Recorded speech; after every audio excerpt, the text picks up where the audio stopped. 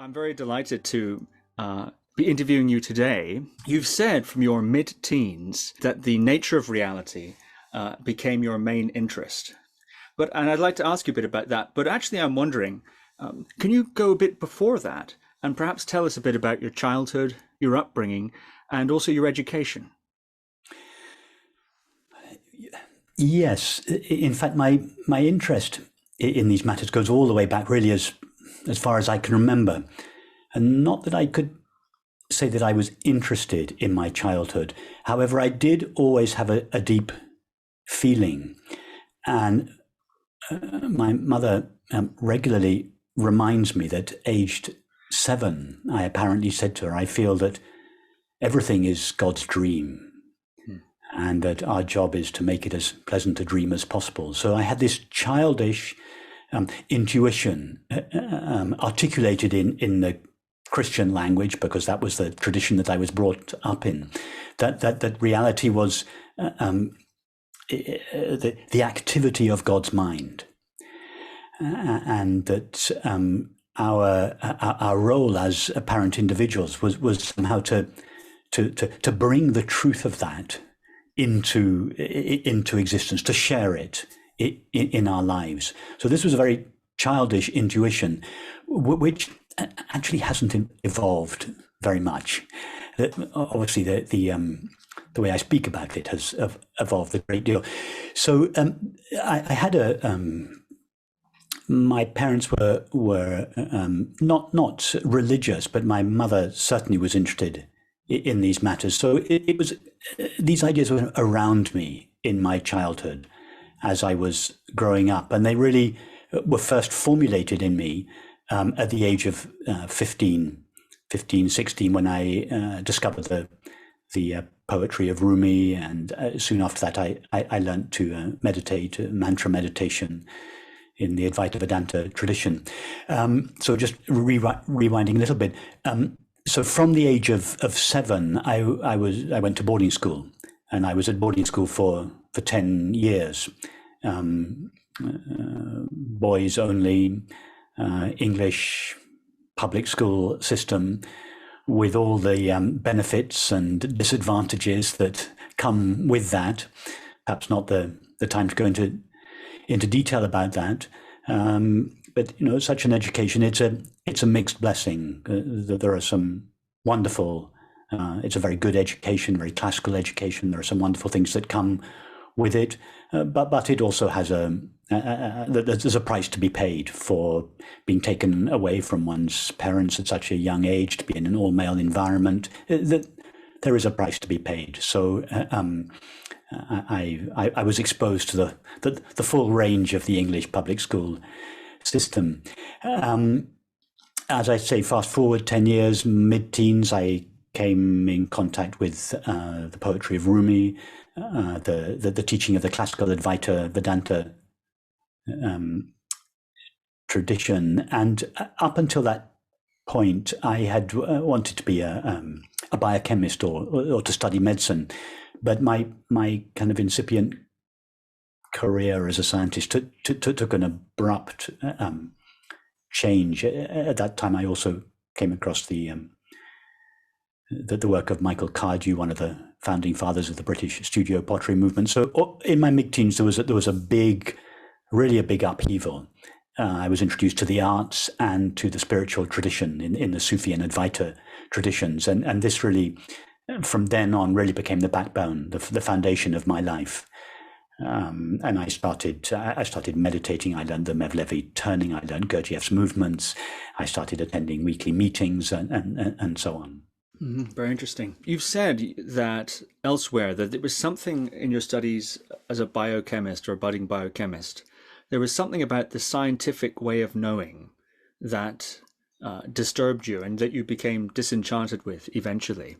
Something about these are theories that are replaced by theories that are replaced by theories, and you had an urge to contact or find what can we really know is true. Yes, you're right. And in fact, this intuition was precipitated on one particular occasion when I was at school. It was actually after a physics lesson where it became clear to me that there could be, the way I formulated it to myself was there could be no end to objective knowledge. One could never reach certainty in objective knowledge. There would always be something more to know. What we know now objectively will always be replaced by something else. And that's the nature of objective knowledge. But that I realized that objective knowledge was not the way to explore or recognize the nature of reality, that it would be endlessly frustrating, one horizon after another, that there could be no finality there, no certainty. So this question formulated itself in my mind. What can we know for absolutely certain? What is not dependent upon the limitations of the finite mind? Is there anything that we can know for certain beyond or prior to the limitations of the finite mind? Now, I didn't articulate to myself quite as clearly as I am doing now. It was more of an intuition, and to begin with, it kind of gripped me in a kind of visceral way. But later, I formulated it in this way, and I think this was largely responsible for my disenchantment with the scientific. I can't even say that I had begun a scientific career, but that was the direction I was heading in. And I think this intuition put an end to that. I realized another way of putting it would be, I realized it could never be deeply satisfying. It would never satisfy those existential questions. Who am I really? What is the nature of reality? At what point did you turn towards ceramics as a possible outlet here, or a possible expression? In 1975, you mentioned coming across the work of Michael Cardew. Yes. And I believe it was an exhibition you saw of his that really revolutionized your life trajectory. You've described it in those sorts of terms. But there seems to be, is there a gap between that and the disenchantment with science as a path? It was a conflux of various influences within. I don't know the exact chronology of it, but within a year, in 1975, I was 15.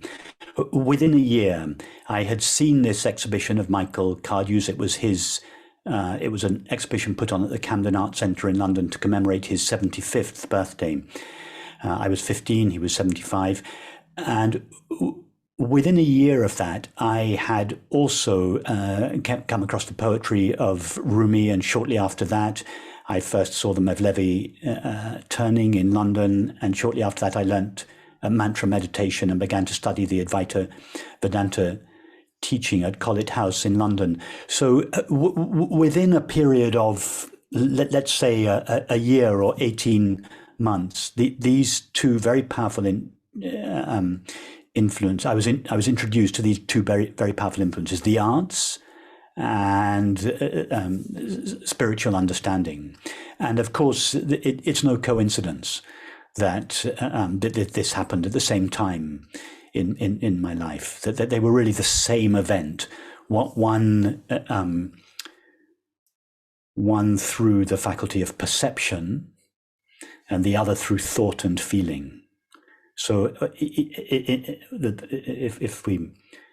if we can say that as human beings, we think, we feel, and we perceive on all three of these channels, during this very potent time in my mid-teens, I had this intuition of a reality that I had not up until then known about, or at least I had as a child, but I had forgotten about it in my upbringing. And these influences, they reawakened in me this feeling for the divine, this feeling for truth, for reality.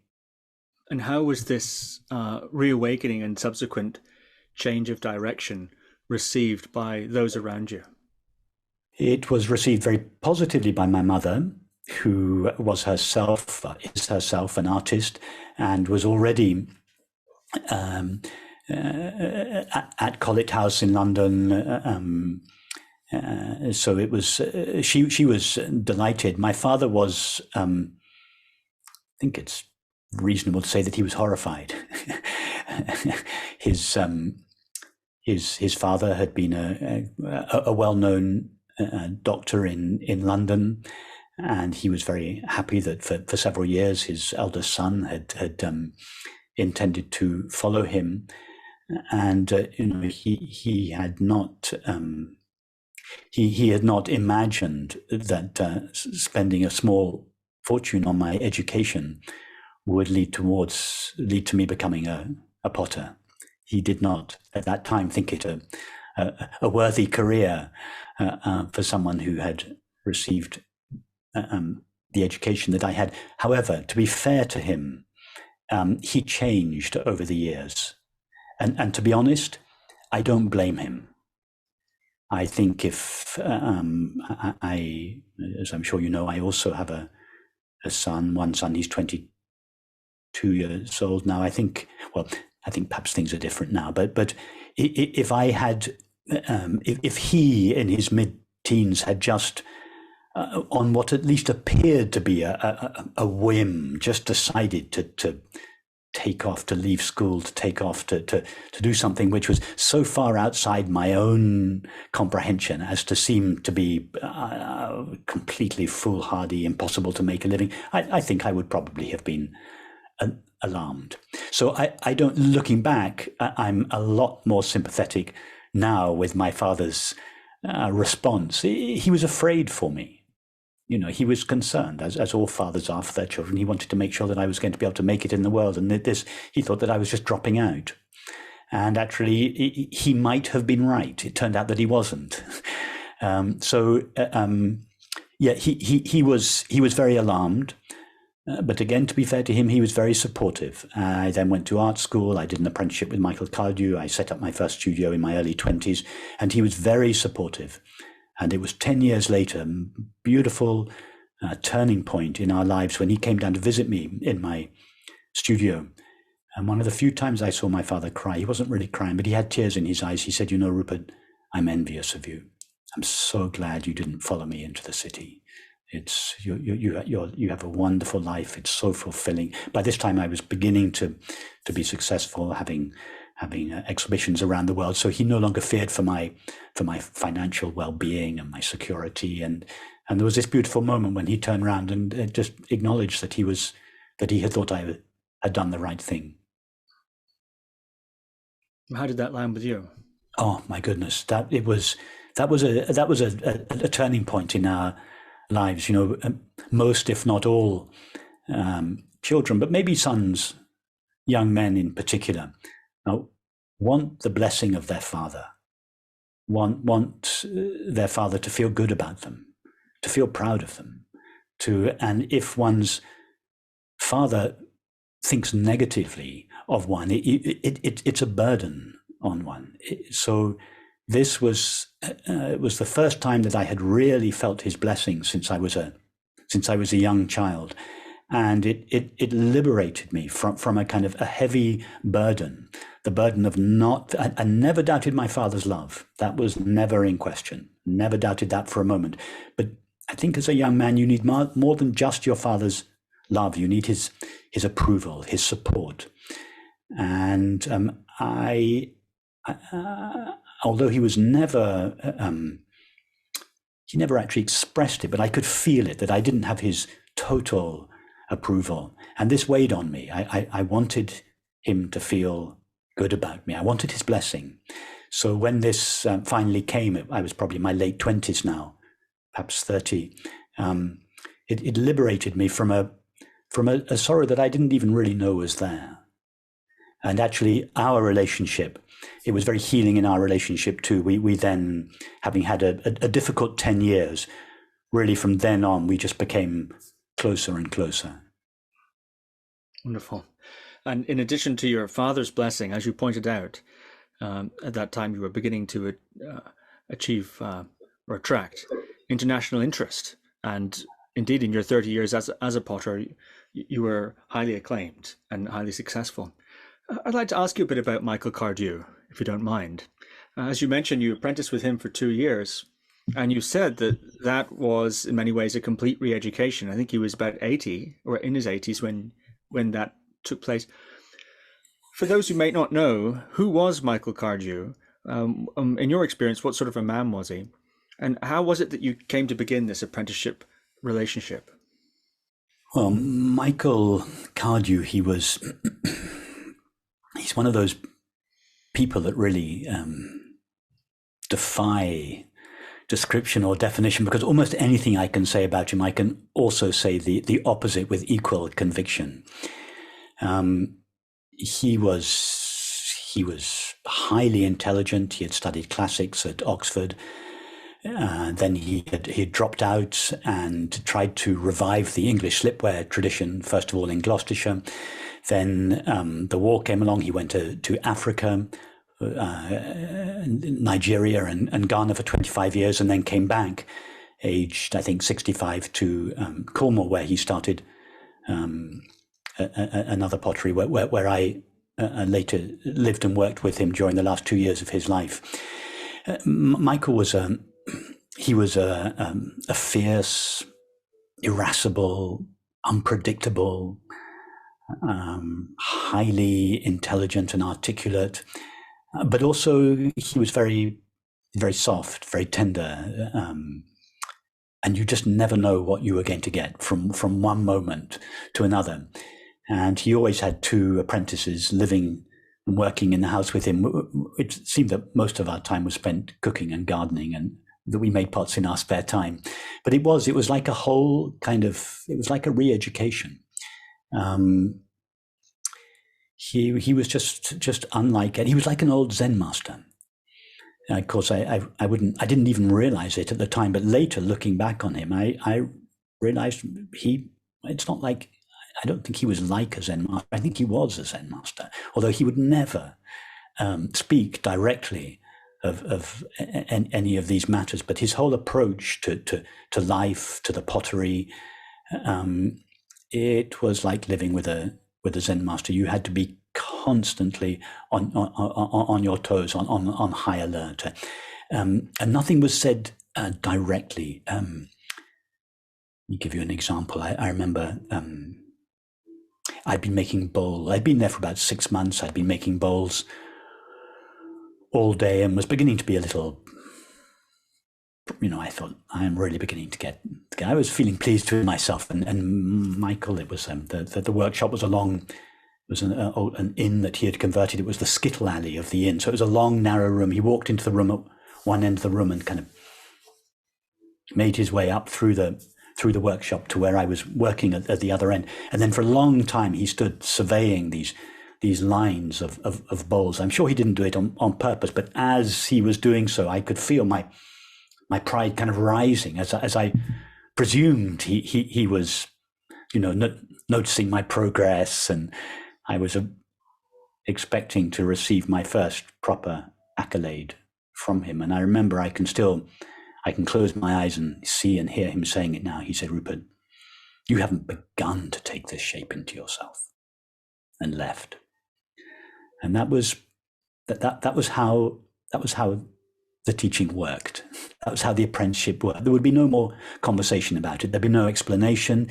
It would be up to you to take the medicine and find out what he meant by it, and make the necessary correction. On another occasion, I was turning the foot rings on a bowl, and he came in, and on a series of bowls, he came in and he said,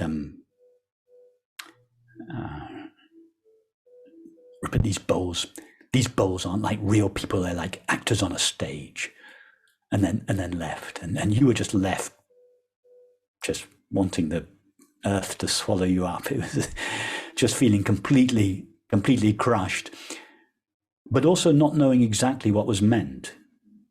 You had to find out then what was meant. And then on another occasion, we were packing the kiln. It was this huge wood-fired kiln, and he had decorated a series of large dishes, and it was my job to pack them all in the kiln. It was rather precarious. I'd stacked them all up, one on top of another. There must have been 14, 15 or 16 of these big, beautiful painted dishes. And there were kind of bricks around. They were fired upside down on their unglazed rims, and there were bricks around each one. Anyway, I obviously didn't realize, but one of the bricks at the bottom must have been loose. Anyway, during the firing, they collapsed. Of course, we didn't know this because it's all sealed up, and the firing takes 36 hours. It's an old, big, huge wood-fired kiln. Then it takes a week to cool down. So after a week, we came to unpack the kiln, and all the dishes had collapsed onto each other. And then because the kiln's fired to 1300 degrees, they had all welded into this ugly, gnarled mass of split dishes with the glazes all kind of welded into each other. It was a terrible sight, and I had to go and tell Michael, who at that time was writing his autobiography. He used to have a kind of office up above the stable, and so I remember going to him. I mean, I was just in trepidation, shaking. I was so afraid. I remember going to Michael, and then I explained to him. He just smiled at me so gently. He said, "Rupert, don't worry. It won't be the last time in your life that something like this happens," and carried on writing. It was like, no, he couldn't have been, and no, never mentioned it again. It was just, so you just never knew. It was an extraordinary. You learnt by observation, by listening. It was never direct. It was you just had to, and this is why. I lived with him. I cooked for him. I gardened for him. It was like a total immersion experience, but it had a profound effect on me. He introduced me to a way of life, a way of thinking that was so at odds with my education. It was a real privilege to spend. And then he died shortly after I left, so I had the last 2 years of his life with him. What was that contrast then? What between the education that you'd experienced and that had cost your father a great deal of money, and what you learned from Michael Cardew? What you say? I mean, you've described these moments of Zen-like utterances. You haven't begun to take the shape inside of you, for example, or these pots, these bowls are just actors on a stage. They're not real people. This sort of thing. I'm curious, actually, in those moments, did you know what he meant? Could you see what he was pointing to? And then it took time to understand how to make it not so? Or no, at the time, I immediately didn't see what he meant. And that was really part of the education. One was refining one's own way of seeing. And that took time. It took time for one's own faults to become apparent. And he was not going to come up and describe them to me. He was criticizing the bowls. He wasn't saying anything about me, but the bowls were an extension or an expression of my attitude. So you had to go inside yourself. You had to find the place in yourself from which your work was coming. That's where the adjustment, it wasn't like just changing the shape of something on the outside, because the outside was just corresponding with the attitude on the inside, which had given rise to it. So it was, but you had to find that for yourself. And it was a process of combination of conversation, observation, trying over and over again. Michael's son Seth worked in the studio, and another apprentice as well. So it was a non-rational exploration. If I had asked Michael, what do you mean I haven't taken this shape into myself? Well, he was extremely articulate. He probably could have said something about it, but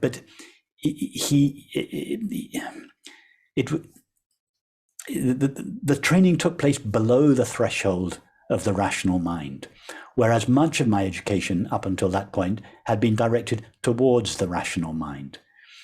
So it kind of introduced me to a whole realm of experience that was, so to speak, just below the surface. And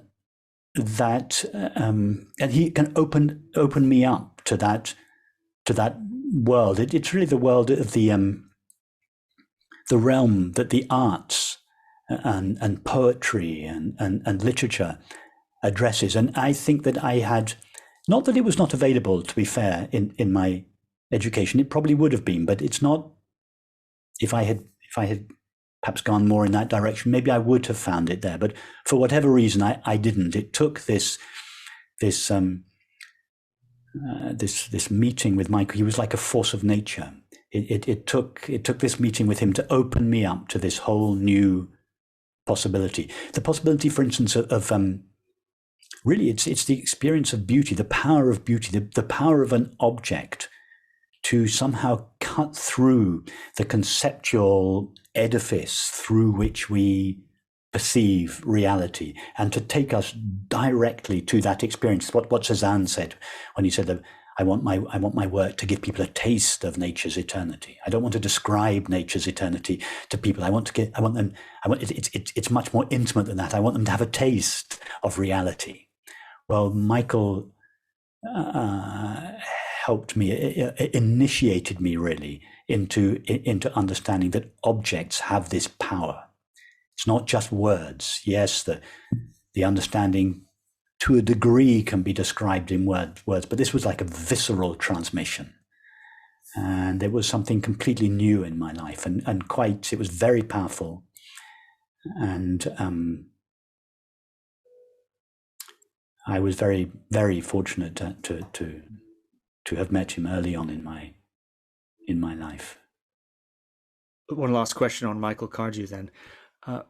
At that time, as you said, you were also heavily involved in various spiritual studies, as you outlined previously. Was Michael aware of that? Did you ever discuss that with him? And did he ever express an opinion on that? Well, I don't know how aware. It was rather a strange circumstance. Michael's wife, Mariel, they were married, but they lived apart. Michael lived at Wentford Bridge, just below the village of St. Breward on the edge of Bodmin Moor in Cornwall. And Mariel lived in a flat overlooking the River Thames in Barnes in London. And Mariel used to come down from time to time and stay, which of course I loved, because she was a lovely feminine presence in an otherwise rather male and monastic institution. Mariel went to Collet House, where I had first gone as a 16-year-old and had learnt the Mevlevi turning, had learnt mantra meditation, Gurdjieff's movements. And she was very involved at Collet House. And so I knew her independently of Michael through Collet House. Michael didn't know this, as far as I know. And for a reason why I never really understood, Mariel wanted me to keep it quiet. She said, don't let on that we know each other. And I'm not sure about this. Michael disapproved, I think, of the activities that went on at Collet House. It was too. I always felt that he disapproved of any attempt to articulate the nature of reality in the terms of the rational mind.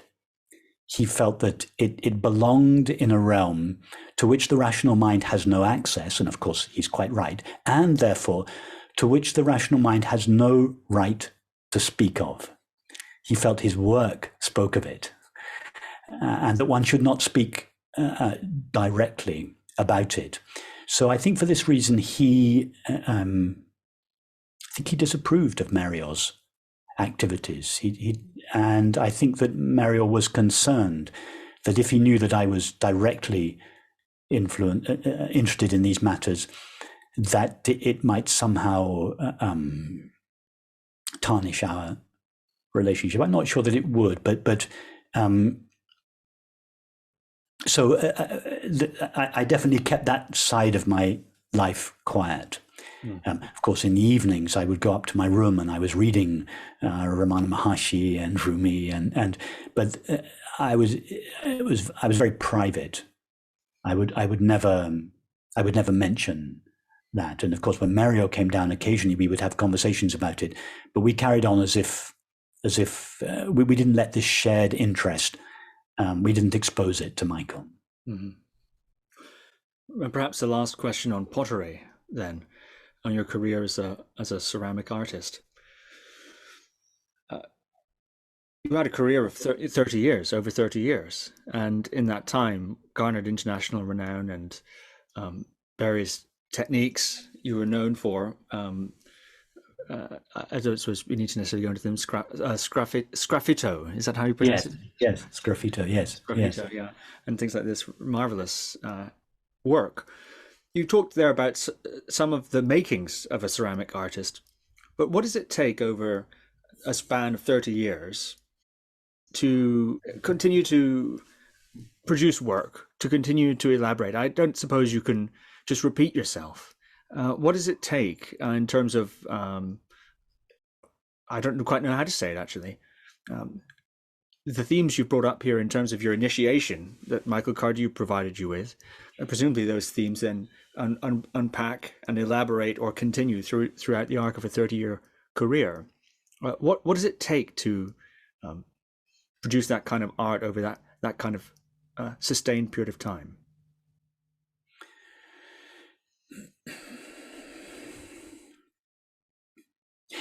I always felt that I was looking for something, wanting to express something. Now I would call it beauty. I don't think I conceptualized it to myself in those terms at the time. But there was always a certain quality that I was looking for in my work. Whenever I was in a foreign city, I'd always go to the National Museum or the archaeological museums. And when I saw the collections of the ceramics, particularly of the Far Eastern traditions, the Chinese, particularly the Korean, there was a certain quality in these works, and I always had the feeling I want that. I want to make pots with that quality, that expressive, that communicative. And I always had the feeling that I was failing. So there was always a feeling that I was approaching something, refining and refining and refining this intangible quality, which was nevertheless the most important thing about any object that one made, and was truly its expressive power. And so there was always this elusive and yet unformulated goal towards which I felt that I was approaching, or always failing to a greater or lesser extent. And it was this sense of always failing, always being dissatisfied that kept me going. So I always knew at least what the next step was. I always felt I was being pulled forward, so to speak. And all I needed to know was the next step, because you can only ever take the next step. There was always this feeling. As soon as I had worked for 2 or 3 months, had a firing, looked at the pots, as soon as they were out, I lost interest in them. Now you might think that's the interesting bit. No, that's not the interesting bit. As soon as you look at them and you immediately see what's lacking in them. I just wanted to put them on one side to get them out of my sight. I wanted to go back to my studio and start again, try again. So I'm making the same thing over. I was making, to begin with, tableware, but more and more latterly I was just making bowls. I would just want to go back. I'd make them over and over again, and then each time there would be this confrontation with the firing. You'd see, I felt like the Zen master who said, all I see are my mistakes. When you unpack a kiln, if there was ever a visitor there, they are these marvelous things coming out of the kiln. No, I never saw any marvelous things coming out of the kiln. All I could see were the things that were wrong. All I could see were my mistakes. And then there was this impulse to go straight back into the studio and rectify those mistakes, try to make something that approximated more and more closely to this idea of beauty, for want of a better word. But then I noticed that towards the end of that 30 years, that the next step ceased appearing. I felt at one stage I've done all I can do. I've refined this process. I've taken it as far, and I began in the last couple of years, I began to get this feeling, there isn't a next step. It doesn't mean to say that I felt that I had arrived. There was never the feeling of having arrived, but it was like I was no longer being pulled inexorably forward towards this goal. It was as if it kind of petered out. I had the feeling a number of times in the last few years, I've done everything I can do in this medium. And of course, no coincidence at all that at around that time I wrote The Transparency of Things. I began to speak about these matters, and over a period of a couple of years, I began using a different kind of medium. As I said once, I started making bowls out of words instead of bowls out of clay, and that was no coincidence, of course. That my work as a potter, just over a number of years, it just came to an end as this new possibility opened up. And what's interesting, and it's really uncanny, is that the trajectory of my life as a potter is almost identical to the trajectory as my life as one who speaks and writes about these matters. I started off with I did my apprenticeship, so to speak, with Francis Lucille. I was utterly devoted to him, as I was to Michael Cardew. In both cases, their words were gospel.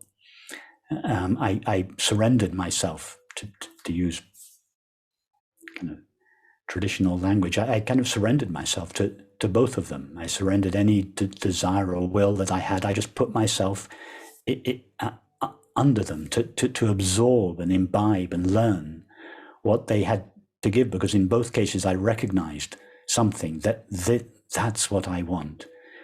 And so there was this apprenticeship, which lasted longer with Francis than it did with Michael. It was 13 or so years, and then I never moved away in my heart, but I stopped attending meetings and retreats. Was the equivalent of starting my own studio. I left Michael Cardew's pottery. I started my own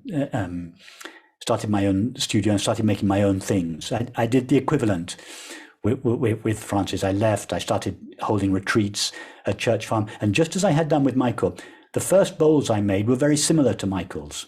I remember the head of ceramics at Bonham's auction house said to me once after a few years, "Rupert, when are you going to stop making pots like Michael Cardew's?"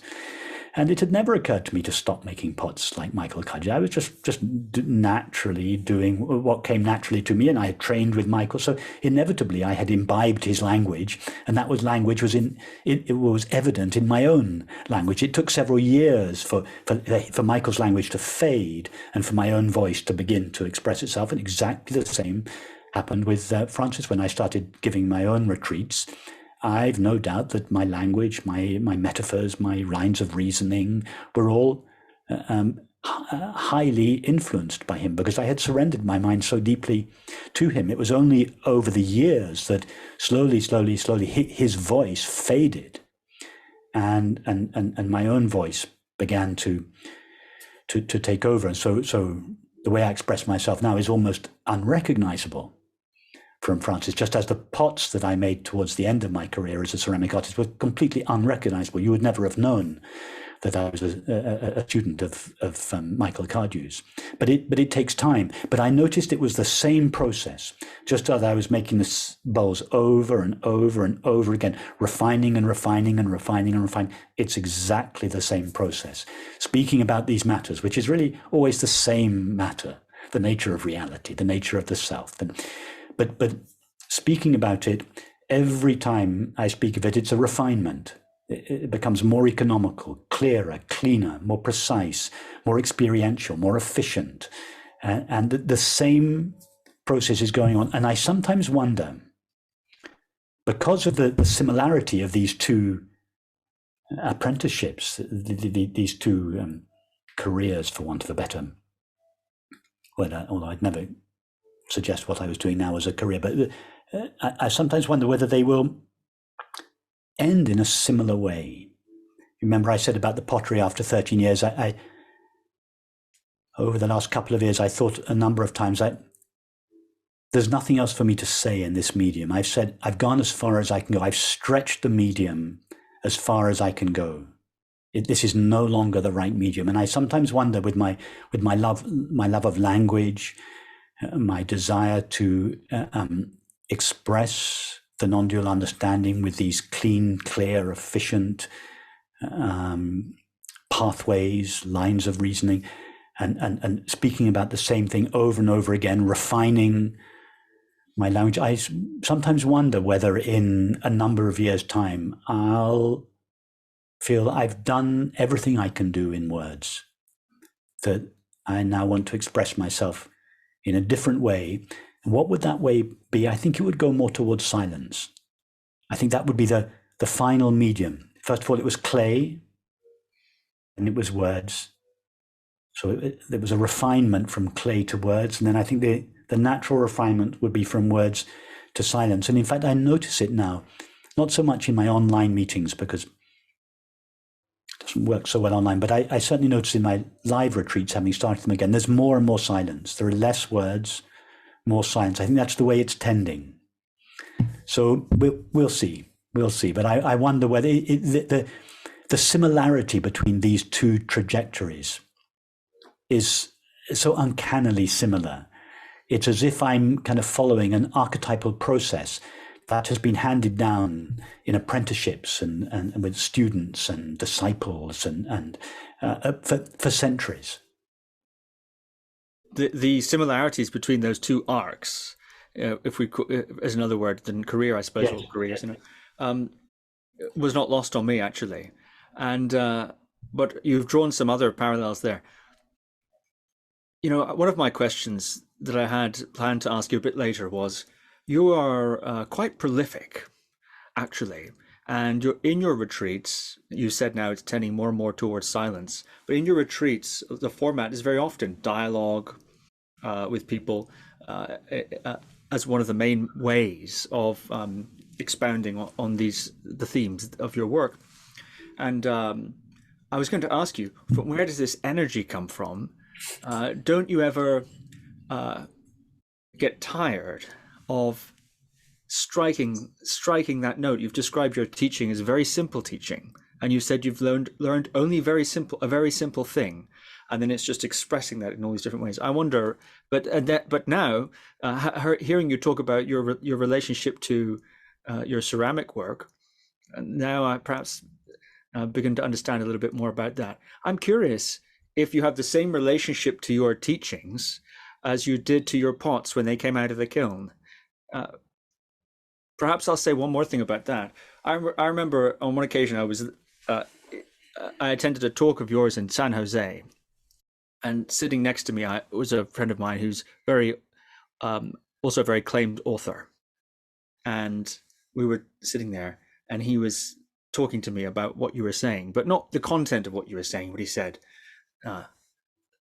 it was I can't quite replicate the tone, but he said, the thing about Rupert is he just speaks, and you could write it down and it would be a book. He was commenting on just what you said, the way you speak. And I know that, for instance, your team sent me this book of yours, Being Myself, and it's more or less a transcription of what you say. Yeah. And of course, maybe some edits here and there, but you do speak as if you're reading from your book, which then comes from what you've spoken. So anyway, I'm wondering, do you have the same relationship to your teachings like this book? Does this book look like one of your old pots to you? In a way it does. Actually, talking about the way the book looks, Rob, who does all the design and everything on the book, he and I spend a ridiculous and embarrassing amount of time fussing over all the details, the size, the shape, the proportion, the color, the texture, because it's always my intention that when you pick up a book, even before you open it, it should convey subliminally its meaning.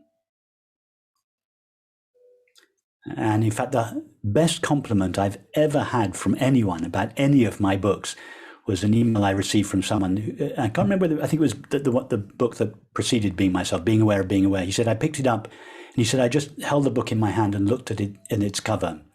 And the experience took me doing so took me to the experience of being aware of being aware. It was a beautiful. He didn't realize, I don't think, but it was, to me, that was like the highest compliment. The non-verbal experience of just holding the book, looking at it, it had conveyed its content.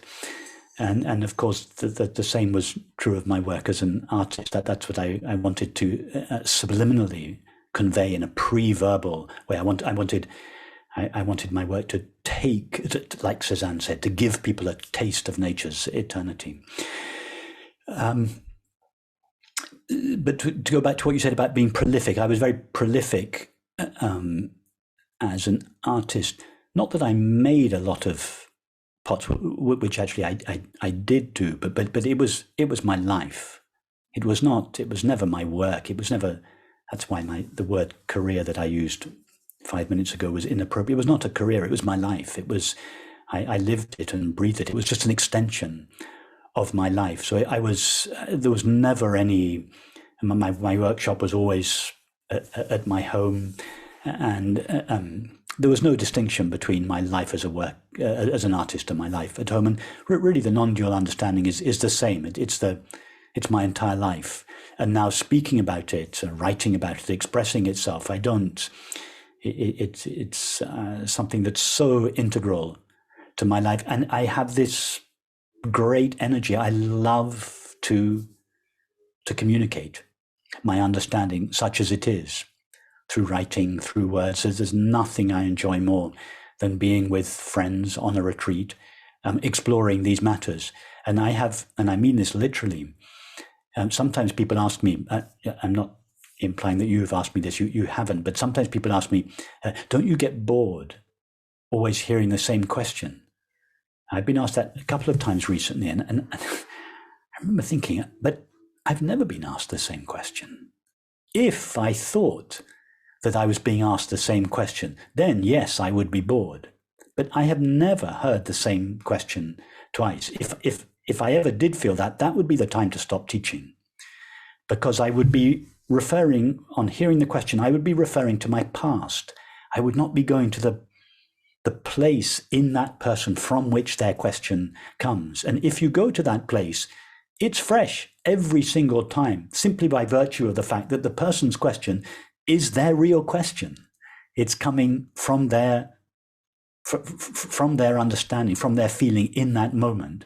And your job as a so-called teacher, for want of a better word, is to go to that place in themselves, to find them there, to meet them there, and then to begin to walk with them. So I never have the feeling of being bored, nor is it tiring. What I tend to notice is that at the end of a week of retreat, or two weeks of retreat, I tend to notice then I'm tired. But during the event itself, it's tiring in that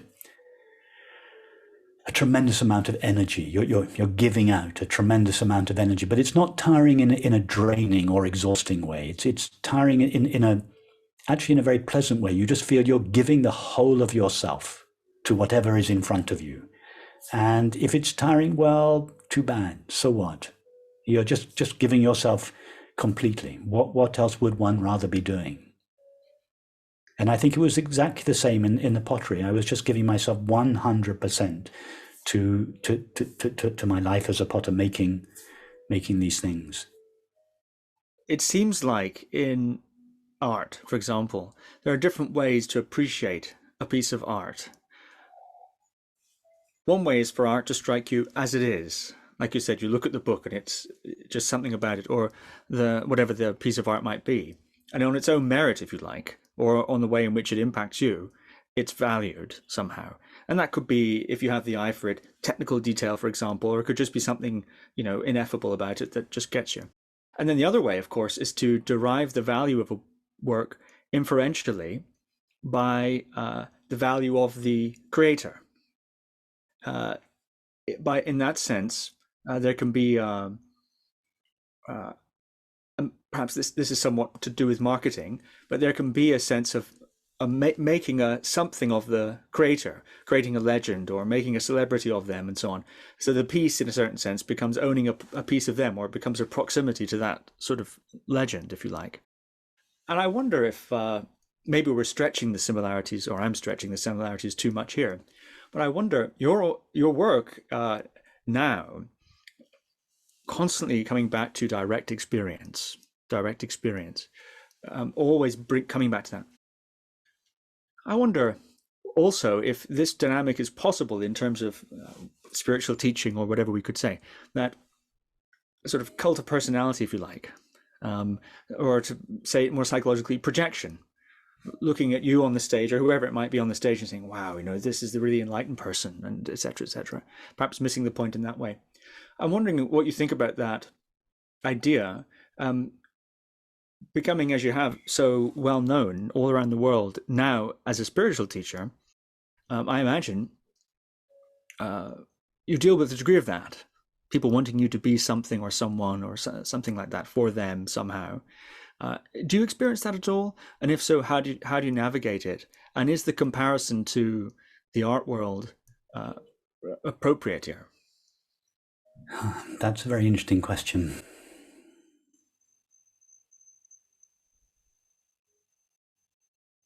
I think what you say is very true in both worlds.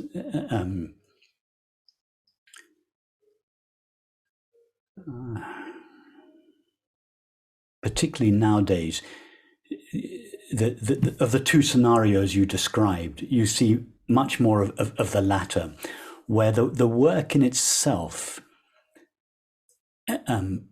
apart from its maker or creator, has no real intrinsic value. And I don't mean intrinsic value, I mean has no real aesthetic or even intellectual value. It's a symbol of the maker. And as you rightly say, by owning a piece of the art, you feel that you somehow, if not own a part of the artist, you subscribe to a club that is run by the artist. And by doing so, your own sense of yourself is aggrandized by association. I would say that accounts for a lot of today's art world. Now, going on, transferring that to the spiritual realm, I think a lot of that also takes place.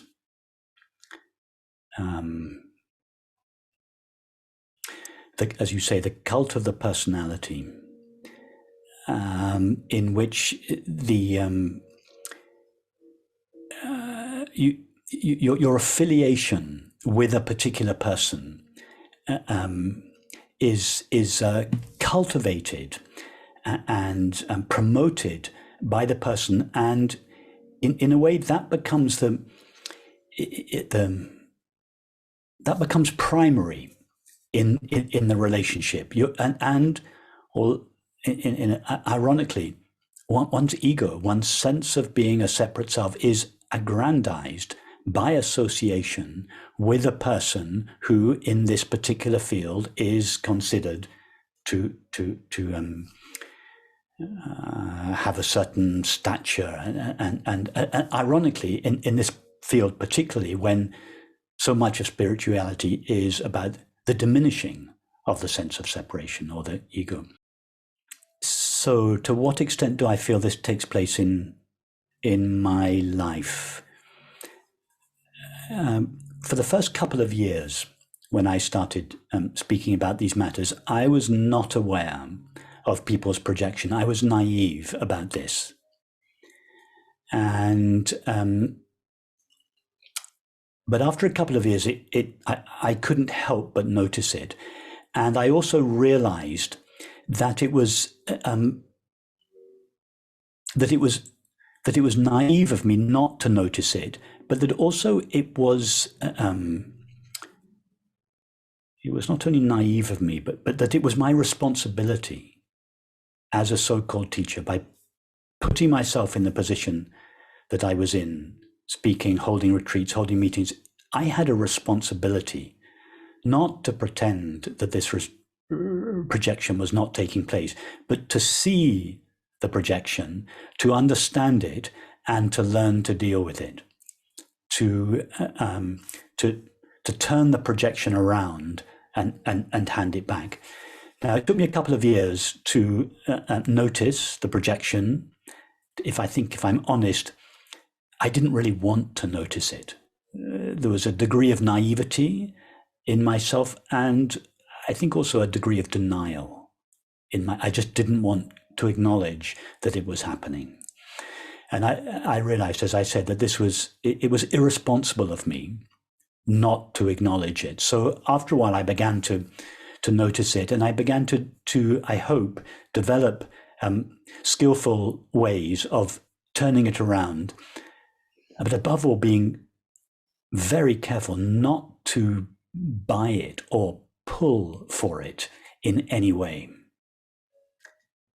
because it's hugely seductive, or at least if there is an ego present who requires other people's respect, adulation, admiration.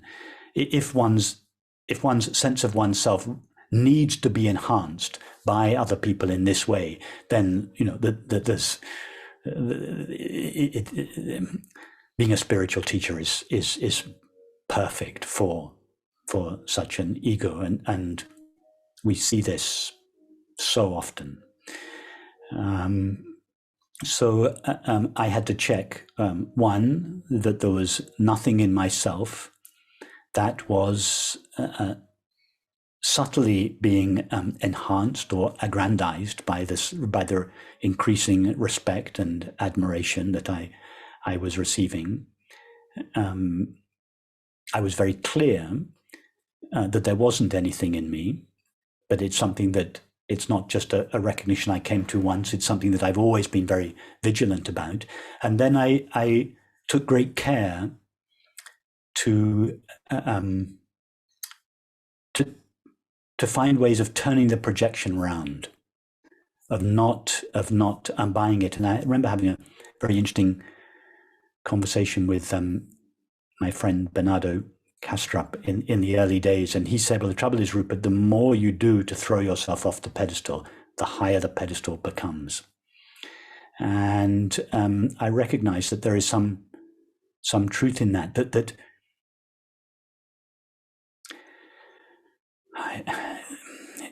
for instance, I recognize at least that one can seem to try to throw oneself off the pedestal, whilst at the same time subtly pulling for people's attention.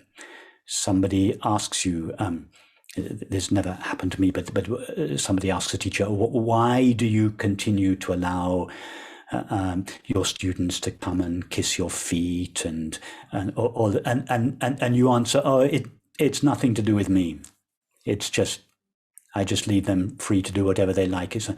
This pretense that what is taking place is not being orchestrated by you, to me is an example of someone who tries to take themselves off the pedestal, but in the fact at the same time colludes with their being on the pedestal. So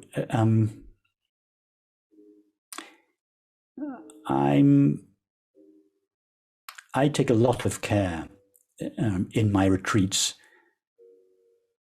not to send any message whatsoever that I'm different from anybody else. And of course, no one would actually say that, but there are ways that one can behave. One can behave in such a way that you convey this attitude subliminally. For instance, I remember the first time I went to Omega, and the first time I held a retreat there, I was being shown around I think you've taught at Omega, haven't you? So you remember the big dining hall there where seats 400 people, and so I was shown around, and then the person showing me around said, and then this little room here, this is where the teachers eat. And I remember she took me into this miserable little room, shut off from everywhere else, where I was supposed to have lunch and dinner on my own. I looked at her and said, "You've got to be joking. You expect me to have dinner in here on my own? But what about all the people that are attending the retreat? I want to be." Oh no, she said, "This is so that you can be apart from them, so that they won't bother you." And I realized. So of course I never use the room if I'm on a retreat. I just sit down at a table like everybody else and join in the conversation. And actually, it was on this last retreat on the West Coast at the Mercy Center. I think I said during a meeting once, we were talking about this, and I said, there's nothing I like more than sitting down at a meal with a whole group of you around the table and to be completely ignored by you.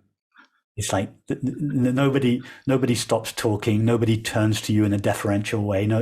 It's just like you sit down like everybody else. Yeah, 10 minutes later, your next door neighbor might turn around and say something to you. But I go out of my way to be exactly the same. As in little details, I sit in the same kind of chair. I don't need why should I sit on a chair that's more comfortable than everybody else? Why should I sit on a chair that's bigger than anybody else's? They've got to sit for 2 hours on a chair. Why shouldn't I?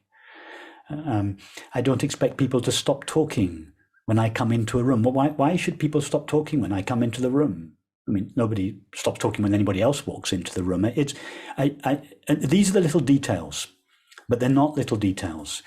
It's in these kind of behaviors where a sense of hierarchy is established. I could give you more examples, but suffice to say that I think I've searched my heart. I think this is 100% genuine. I do my very best, and I say to people, please do not think of me or refer to me as a spiritual teacher. I do not consider myself a teacher. I like friendship. I want to be your friend. I want you to be my friend. It's like a kind of spiritual friendship. That's the quality of this relationship. There's absolutely no hierarchy in it. If you're asking me a question, you temporarily become a student. I temporarily become a teacher. But if I ask you a question, then I become your student and you become my teacher. And in the absence of any question or answer, we're neither a teacher nor a student. We're just friends with no hierarchy at all. So I think that's very important. And I think it's in these little details that the real teaching takes place. I think this is where you can really tell the quality of a teaching, not just in the fine words that are used, but in the actual quality of the relationship that takes place in the community of people that gather around the teaching. Sorry, that was rather a long-winded answer. I hope I've responded to your question there. You have, yeah, and you're right. It's not only the grand behavior; it's also the guru doth protest too much kind of behavior. Absolutely, and yes, exactly, and that is more pernicious in a way, because it escapes. It on the whole, it remains below the radar of our rational mind, so it escapes notice and is the more dangerous for it. Yes. Yeah. So when you're an artist working in ceramics, with the sort of it's your life, you described it as your life, and I would imagine that there's something about coming back to the workshop day after day that can keep you honest in the midst of acclaim or whatever else smoke might be blown in your direction. I would imagine.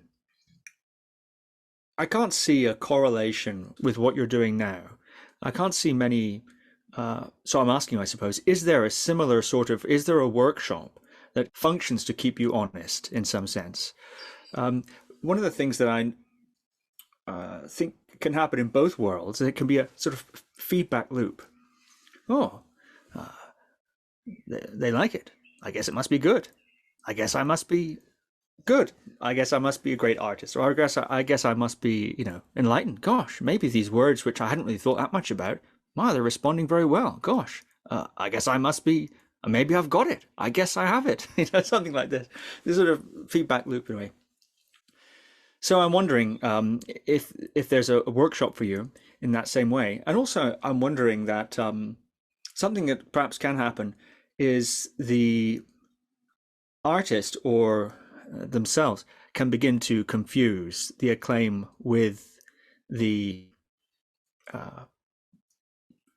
value of what they're producing. So therefore, they can become artists of attracting acclaim. Yes. Via pots. Yes. As opposed to artists of, ceramics who which attracts acclaim via the ceramics. Yes. Yes. So it seems that's harder to avoid in your current activities than your prior activities. Perhaps I'm wrong about that. You're right, because as an artist, it was my work that went out into the world on my behalf. I just spent 30 years in my studio. So the acclaim was indirect. Whereas what I'm doing now, it's me as a person that goes out into the world, and it is me as a person that receives the acclaim. So it's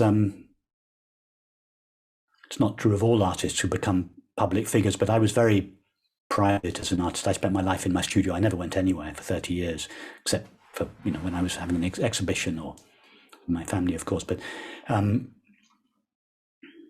so I was never a personality as an artist. I was rather reclusive. I just spent my life in my studio. Whereas now it's obviously I go as a person to speak at meetings and retreats. So the acclaim is direct.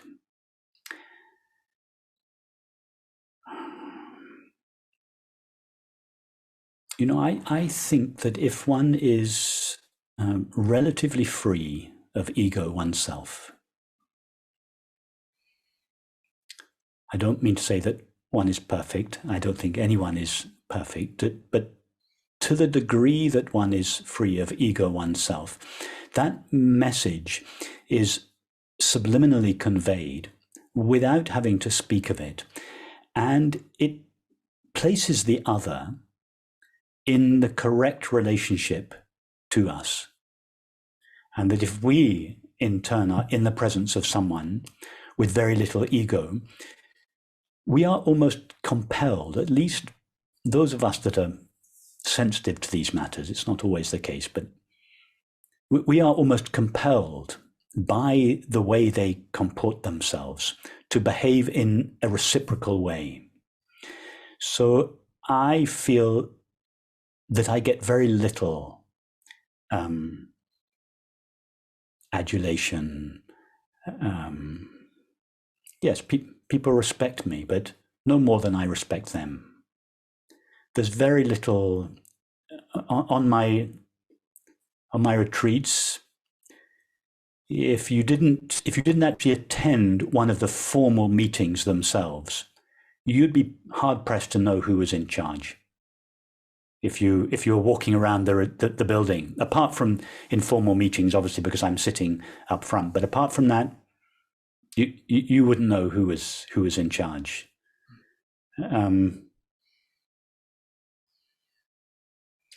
So I don't feel that now. I feel people are. I think the quality of people that come to my meetings and retreats is so high. They're such a refined group of people that they are not themselves people who need to make me into a great personality, a great teacher. Because that's an ego that needs to do that. And even if someone does come to begin with that attitude, they get taken up by the group of friends, the people that have been around this teaching for a while, and they very quickly that projection is dropped. That they learn from the others, from the old timers, very quickly that this is we just don't do that cult personality thing. After a couple of days, people get the hang of it. So I don't really feel it's something I have to deal with very much now. Yeah, very fascinating. Thank you. So we have only a little time left, and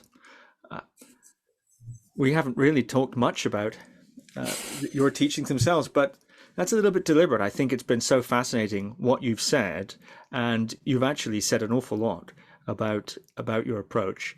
And of course, I mentioned you're prolific all over the internet. Just type in Rupert Spira on YouTube, and many interviews going into great depth, yes. many talks going into great depth. So that's all readily available, and I'd encourage people to check it out. A couple of questions though in that area. You've said, this is, I think, a great quote, I modeled myself from Ramana Maharshi for 20 years and failed spectacularly. Yes. And that's very interesting. And you also said, and now we're covering a lot of ground in two statements, that your time with Francis Lucille helped you resolve an inner conflict you had between your love of truth and your love of beauty. Yes. I'm wondering if you could explain those two statements. Yes, certainly. Well, when I was young, I had these two loves. I loved these two overriding interests. I'm talking now kind of my late teens through my 20s, when I had my first studio, my first workshop. By day, I would be making objects, making pots. You could hardly get an earthier profession than making pots out of clay and water and fire. And by night, I was going back to the converted barn where I lived, practicing mantra meditation, studying Ramana Maharshi. I was passionately interested in truth or reality, for want of a better word. So I had these two loves, and of course, the third aspect of I also loved love itself. I loved relationship, but there were these two main interests: truth and beauty. But in the classical system of Advaita Vedanta, as you well know, the approach very often starts off with a negation of objective experience. I'm not my mind, I'm that which is aware of my mind. I'm not the body, I'm that which knows the experience of the body. I'm not the world, I'm that which perceives the world. The classic neti, I am not this, not this, not this approach. And some traditional schools of Advaita Vedanta don't go further than that. And I don't mean any criticism by that. It's a valid path, but they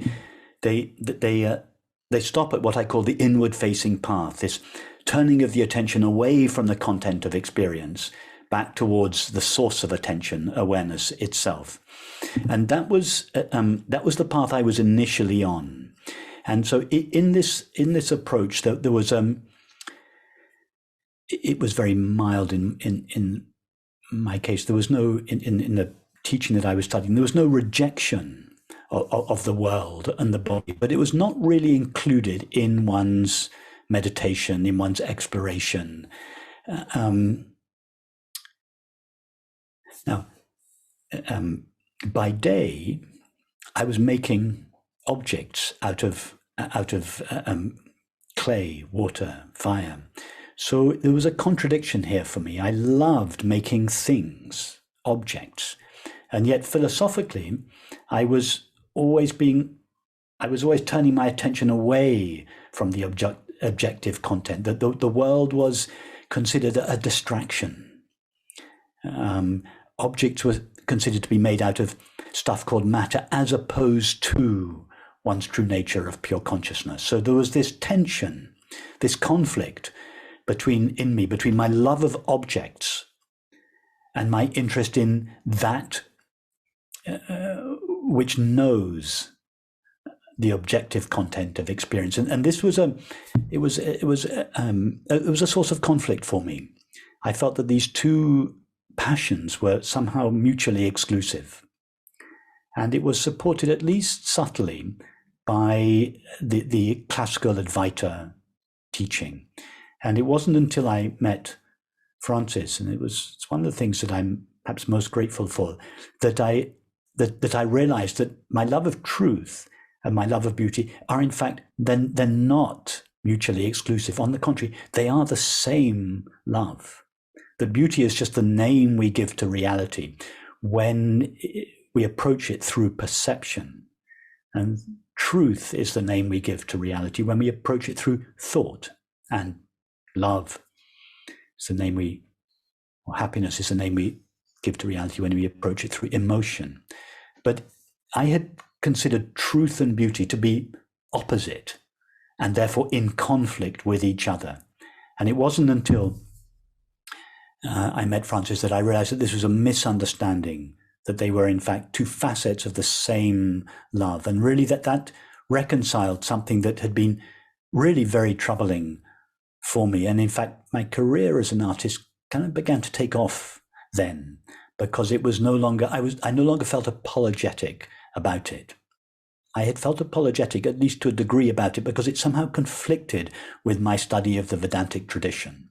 Now that this removed that conflict, and it enabled me to give myself 150% to my work as an artist without holding anything back for the sake of truth. Yes, that's quite remarkable. That's quite remarkable indeed. What did it do for your search for truth, or your study of truth? That's what it did for your art. What did it do for your study of truth? Did it bring something to that? Or open that up in a similar way that it opened up your ability to give yourself 150% to your work as an artist? Yes, I think up until that time, my love of truth had been something that I kind of explored in private in my bedroom early in the morning and late in the evening when I wasn't at work, when I wasn't doing anything else. I never spoke about it to anyone. It was a private interior exploration. And of course it carried on during my day, but it was something inner, private, inner. I think this removed, and of course my interest in beauty was to do with my work in the world, objects, materials, activities. And this I think it removed not only the conflict between my love of truth and my love of beauty, but it brought my love of truth out into the world. It ceased to be something private. It integrated more with my everyday life. This barrier between my internal life and my life out in the world, it began to diminish. I didn't feel there were two camps in my life, two different elements that it kind of unified my life. Everything I was doing, it was all essentially about one thing. Marvelous. Now, perhaps one question to end then on a little bit on this theme. One sometimes hears of artists who are also involved in the study of truth, as you could say, or religious or spiritual leanings, whatever we could say. I know this is a horrible way of saying it, but nonetheless, there you go. I've said it that way.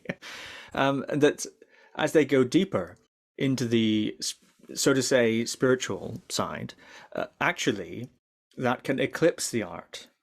And they, in a certain sense, they can no longer produce the art because either something has been resolved in themselves that makes the friction that seems necessary to sort of motivate art, somehow that's been resolved or quieted by their spiritual quest or so. So one sometimes hears that oh, I was a poet, I was a this, I was a that, and then X, Y, Z, I had an experience, or over time, the spiritual side just sort of subsumed the art somehow.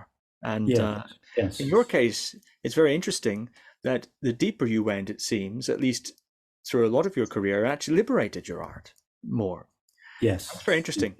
And it sounds like also you were saying there was a sense of completion, for want of a better word, in your artistic arc that happened to coincide with the beginning, yes, or overlap with the beginning of your current arc of the work you're doing now. And it wasn't necessarily that you had so many invitations to speak that you didn't have time to make pots anymore, or that you became so absorbed in the spiritual view that you no longer saw any value or motive to continue art. So I suppose my question now is, how do you see that relationship then between these different aspects of your life and that crossover period? Have I characterized it correctly? And if not, where have I mischaracterized you? And what do you think of the storyline of the artist being eclipsed by the spiritual impulse? Yes. I think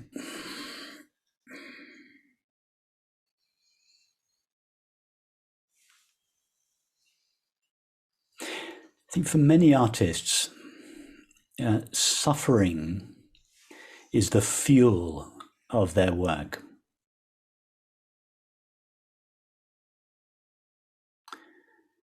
And their work is the means by which they explore that, and they seek refuge from their suffering in their work. And it's for some artists, it's only while they're working that they feel relief from the tyranny of their suffering. Now, and I don't mean to imply in any way that there's anything wrong with that, or however, if that is for those for whom that is the case, if they become deeply interested in spiritual matters and begin to find relief from their suffering through their spiritual inquiry, then the motivation that previously underlay their art will diminish, and they may no longer feel any motive to work. As you say, that their impulse to work will be eclipsed by their interest in spiritual matters. However, not all artists are motivated by suffering.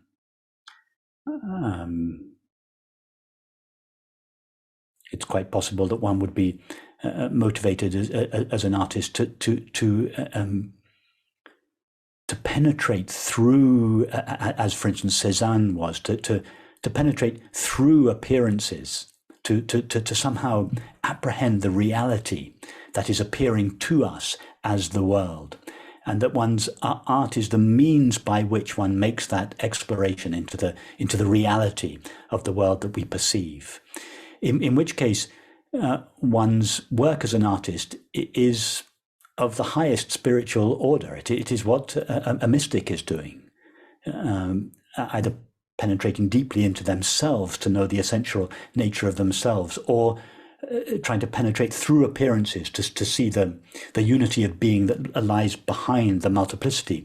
In which case, the more deeply one goes into one's spiritual inquiry or practice, the more deeply this informs your work as an artist, and your work as an artist will grow as you mature spiritually. Now, I think I'm in the latter camp.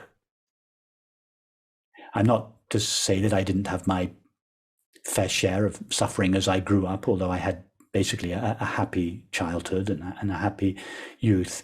But I never approached the arts. I never had the desire to become a potter in order to relieve suffering.